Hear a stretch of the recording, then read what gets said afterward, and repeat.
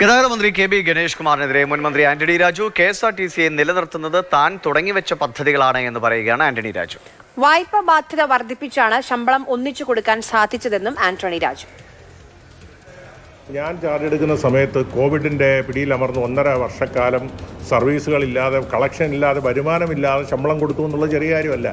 1.5 വർഷം. പിന്നീട് 1 വർഷത്തോളം മാത്രമേ ശരിക്കും എന്തെങ്കിലും പദ്ധതി നടപ്പിലാക്കാനുള്ള അവസരം കിട്ടിയുള്ളൂ.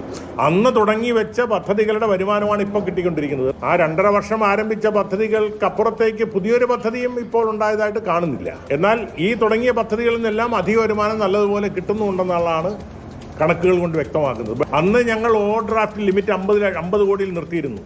ഇപ്പോൾ ഓവർ ഡ്രാഫ്റ്റ് ലിമിറ്റ് 100 കോടിയായി ഉയർത്തി.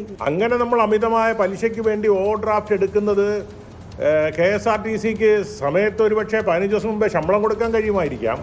പക്ഷേ ഭാവിയിൽ അത് ഈ പലിശ കൂടുതൽ കൊടുക്കുന്നത് KSRTC ഭാരം വർദ്ധിപ്പിക്കുകയുള്ളൂ. നമ്മളൊരു ദീർഘവീക്ഷണത്തോടു കൂടി സാമ്പത്തിക ഭാരം കുറച്ചു കൊണ്ടുവരാനല്ലേ ശ്രമിക്കേണ്ടത്. അല്ല താൽക്കാലികമായിട്ടുള്ള മുട്ടുശാന്തിക്ക് വേണ്ടി എന്തെങ്കിലും ചെയ്ത് KSRTCയുടെ ഭാരം വർദ്ധിപ്പിക്കുന്ന ഒരു നടപടിയിലേക്ക് ഞാൻ പോയിരുന്നില്ല.